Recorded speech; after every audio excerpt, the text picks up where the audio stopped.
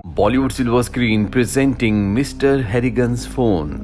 कहानी की शुरुआत में हमें क्रेग नाम के एक लड़के को दिखाया जाता है जो आज कई सालों के बाद अपने होम टाउन वापस लौटा है। अपने होम टाउन वापस लौटने के बाद उसकी बचपन की यादें ताज़ा हो जाती है। उसे याद आता है कि जब वो बहुत छोटा था तो उसकी मॉम की मृत्यु हो गई थी और वो अपनी मॉम की मृत्यु के लिए अपने आप को दोषी समझता था। हालांकि उनकी मृत्यु का कोई भी कारण बताया नहीं गया। इसी शहर में एक बहुत अमीर आदमी रहते हैं जिनका नाम हैरिगन है। हैरिगन की ईश्वर पर बहुत आस्था है, इसीलिए हर रोज वो चर्च प्रेयर करने के लिए जाते हैं।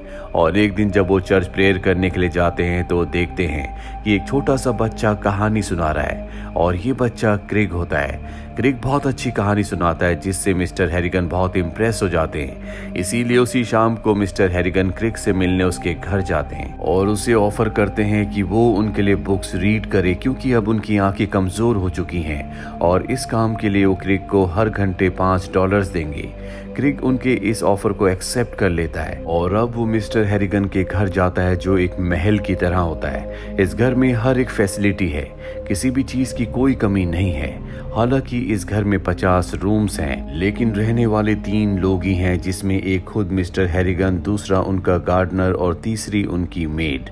और अब यहाँ क्रेग हर हफ्ते 3 बार आता है जहाँ मिस्टर हैरिगन कभी कभी उसे बोनस के तौर पर लॉटरी टिकट्स भी देते हैं। हालांकि क्रेग यहाँ पर सिर्फ पैसों के लिए आता है, पर जैसे जैसे वक्त बीतता है मिस्टर हैरिगन और क्रेग के बीच में एक अच्छा बॉन्ड डिवेलप हो जाता है।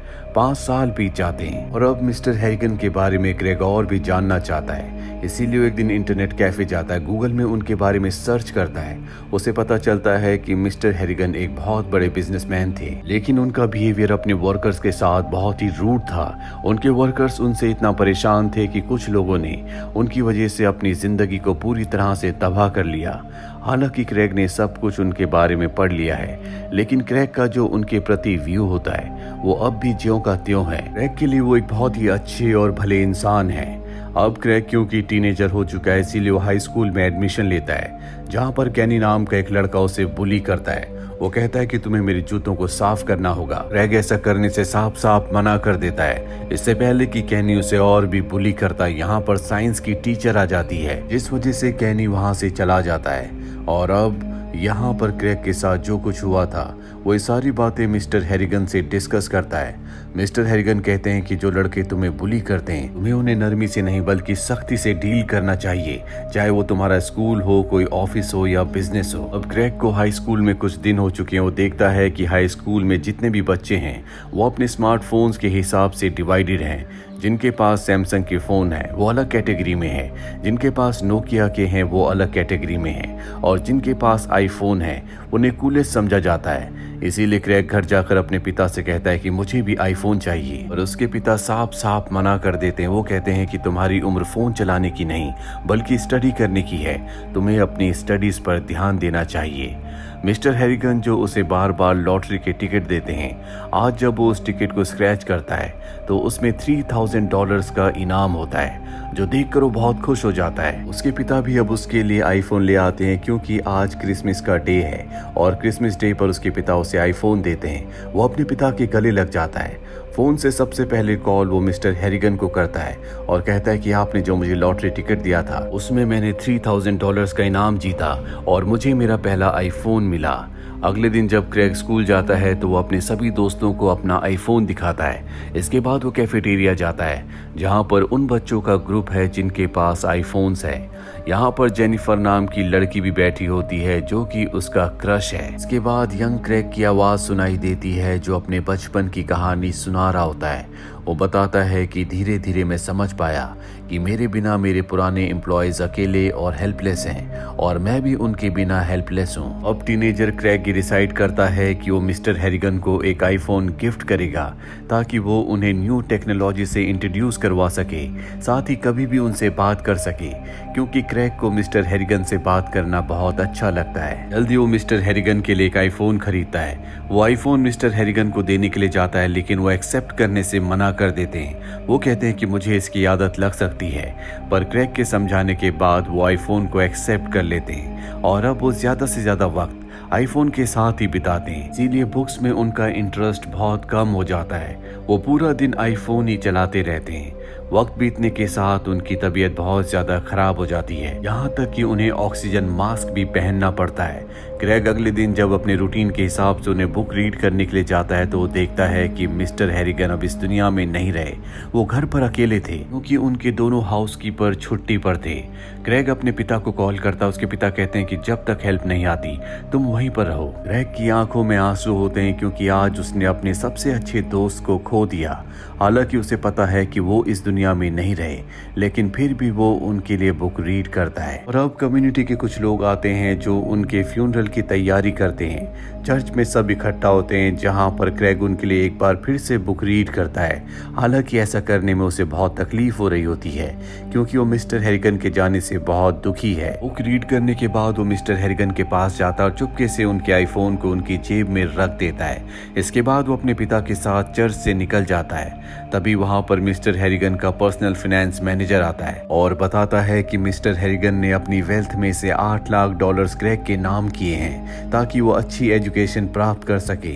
क्रेग और उसके पिता ये सुनकर बहुत भावुक हो जाते हैं। क्रेग अपने घर आता है और अपने फोन से मिस्टर हैरिगन को एक वॉइस मैसेज भेजता है जिसमें वो कहता है कि मैंने तुम्हें खो दिया, जिसका मुझे बहुत दुख है क्योंकि मैं तुमसे बहुत प्यार करता हूँ। मुझे अगर तुम वापस मिल जाओ तो मुझे एक भी पैसा नहीं चाहिए क्योंकि तुम्हारी जगह इस दुनिया में कोई नहीं ले सकता। मैं तुम्हारे साथ बिताए हुए पलों को बहुत मिस करता हूँ। इस मैसेज को वो हैरिगन को फॉरवर्ड कर देता है और सो जाता है।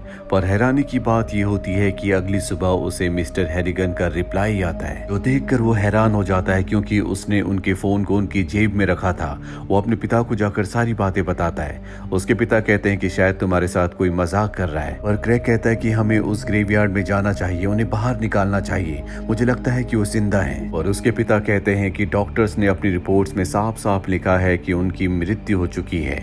और अब यहाँ पर क्रेग भी वापस अपनी सेंसेस में आ जाता है। वो हर रोज उनकी ग्रेव पर जाता है, साथ ही वो अपनी स्टडीज पर भी ध्यान देता है। और एक दिन जब वो स्कूल जाता है तो वो देखता है कि कैनी को पकड़ लिया गया है क्योंकि वो नार्कोटिक्स यानी कि नशीली चीजें स्कूल में बेच रहा है। कैनी को लगता है कि ये सब क्रेग ने किया है, इसीलिए एनुअल डे के दिन वो क्रेग के पास जाता, उसे पकड़कर बहुत बुरी तरह से मारता है। हालांकि टीचर्स को ये बात पता चल जाती है लेकिन इसकी रिपोर्ट अथॉरिटी को नहीं की जाती। उसी रात को क्रेग एक बार फिर से मिस्टर हैरिगन के फोन पर वॉइस मैसेज भेजता, उन्हें सारी बातें बताता है। उसे पता है कि कोई रिप्लाई नहीं आएगा, लेकिन फिर भी वो अपने दिल की बात मिस्टर हैरिगन के साथ शेयर कर रहा होता है। और तभी उसे मैसेज आता है कि कैनी की मृत्यु हो चुकी है। जानकर वो हैरान हो जाता है और उस जगह जाता है जहां पर उसकी डेड बॉडी होती है। उसे पता चलता है कि उसने बहुत ज्यादा शराब पी ली थी जिस वजह से ऊपर से गिरकर उसकी मृत्यु हो गई। क्रेग उसकी बॉडी को ध्यान से देखता है। उसके हाथ में शू पॉलिश लगी होती है और कुछ पॉलिश उसके मुंह पर भी लगी होती है।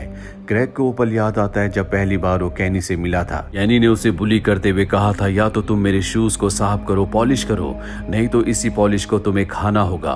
और अब वही चीज कैनी के साथ हुई होती है। क्रेग को पूरा विश्वास है कि ऐसा मिस्टर हैरिगन की आत्मा ने किया है, इसीलिए वो इस चीज को और भी इन्वेस्टिगेशन करने का फैसला करता है। वो मिस्टर हैरिगन की एक पुरानी एम्प्लॉय के पास जाता है और उससे इन्वेस्टिगेशन करता है। उसे पता चलता है कि इस एम्प्लॉय ने मिस्टर हैरिगन की कंपनी में चोरी की थी जिसके बाद उसे निकाल दिया गया था। और हैरानी की बात यह होती है कि कुछ दिनों के बाद इस एम्प्लॉय की भी मृत्यु हो जाती है। क्रेग को पूरा विश्वास हो चुका है कि मिस्टर हैरिगन की आत्मा एक ईविल आत्मा है, इसीलिए वो उस फोन को जिस फोन से वो मिस्टर हैरिगन को वॉइस मैसेजेस करता है उसे एक बॉक्स में रख कर बंद कर देता है। अब उसका हाई स्कूल कंप्लीट हो चुका है, इसीलिए वो जर्नलिज्म करने बॉस्टन चला जाता है।